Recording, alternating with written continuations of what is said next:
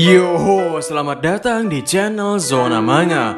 Ini adalah second channel dari channel Diskus OP, tempat kita akan membahas manga anime selain manga One Piece. Yoho, apa kabar nakama semuanya? Semoga nakama semua selalu dalam keadaan yang sehat-sehat saja.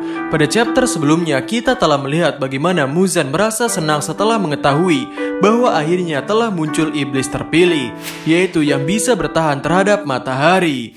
Jadi bagaimanakah kelanjutannya? Baiklah, tanpa basa-basi lagi, langsung saja mari kita mulai.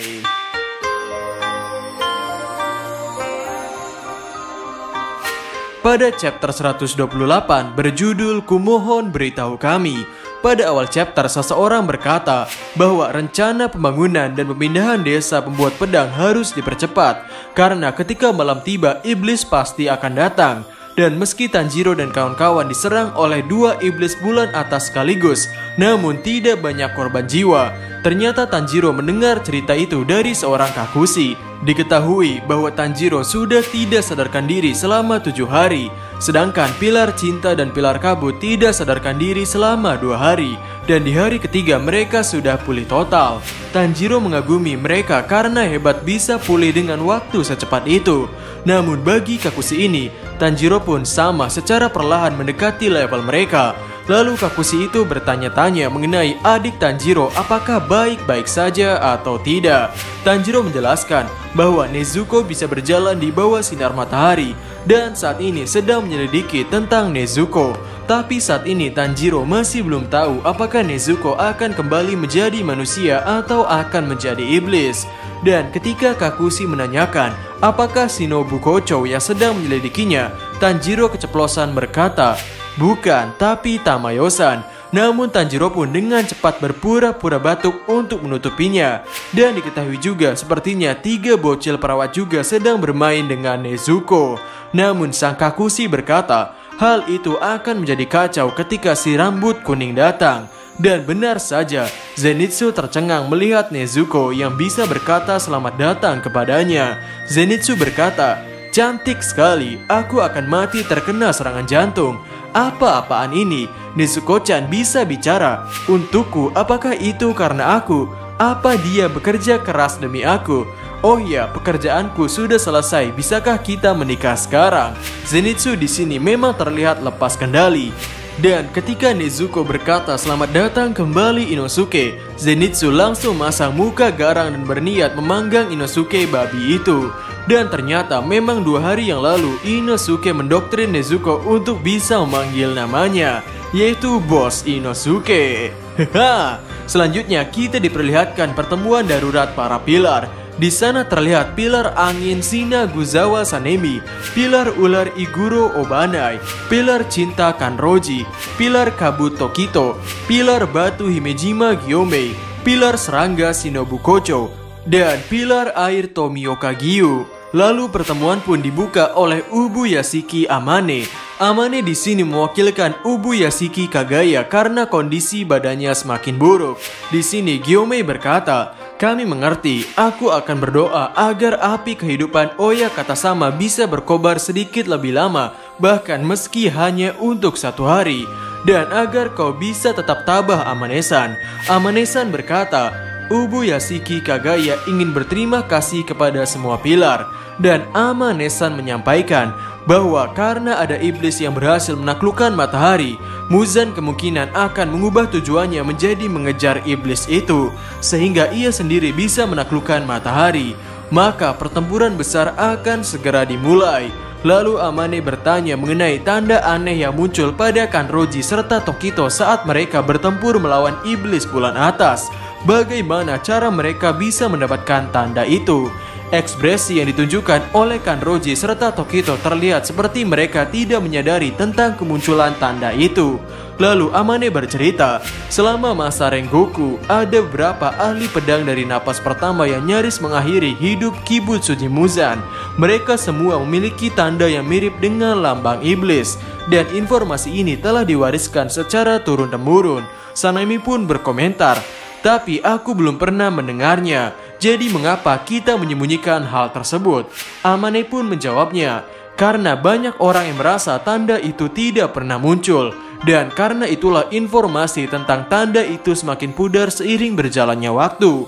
Mungkin karena hal tersebut juga tidak pernah ditulis, dan organisasi pemburu iblis juga hampir runtuh berkali-kali, sehingga mungkin penerusnya mati dalam masa-masa tersebut.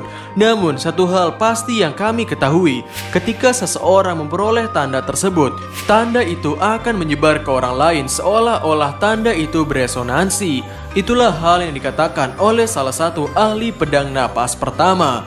Dan saat ini orang yang pertama memiliki tanda itu bukanlah salah satu seorang pilar yang ada di sini, melainkan Kamado Tanjiro. Dia adalah orang yang memiliki tanda itu. Amane-san sudah mencoba untuk bertanya pada Tanjiro, namun Tanjiro kesulitan menjelaskan mengenai hal itu. Jadi Amane-san juga ingin bertanya pada dua pilar lainnya, yaitu Kanroji dan Tokito. Kanroji di sini bercerita bahwa saat itu tubuhnya terasa ringan, rasanya seperti boom, lalu duar dan wush dan cering-cering. Semua yang mendengarnya pun hanya bisa geleng-geleng kepala. Di sisi lain, Tokito tidak mengingat juga ia memiliki tanda itu.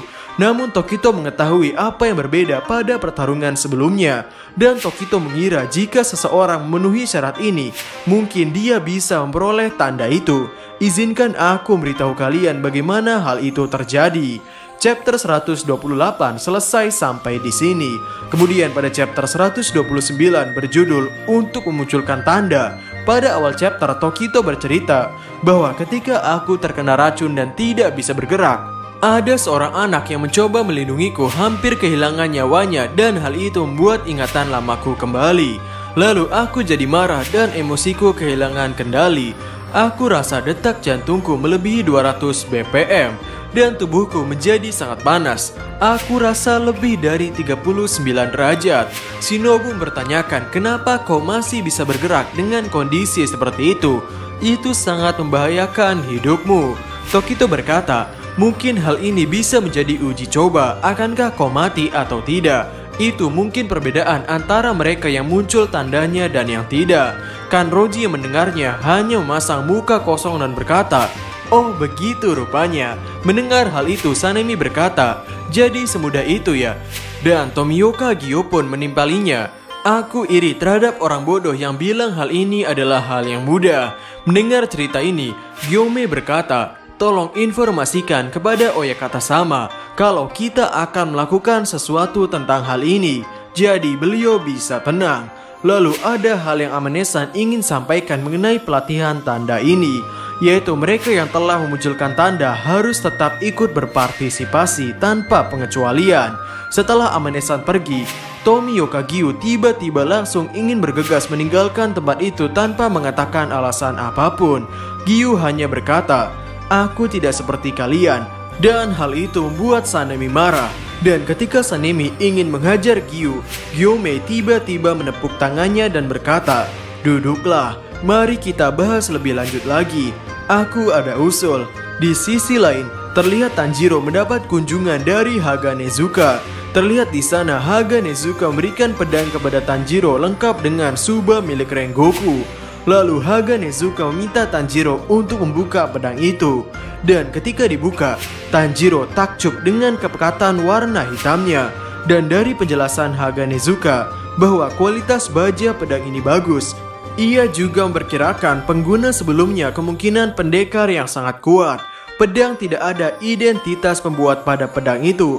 Yang ada hanya bertuliskan Metsu yang berarti kehancuran. Pedang ini memang dibuat untuk menghancurkan. Namun Tanjiro mengaku tidak melihat tulisan ini pada saat ia menggunakannya. Setelah itu, ocehan-ocehan Haga Nezuka tidak berhenti sampai dengan 1-2 kalimat.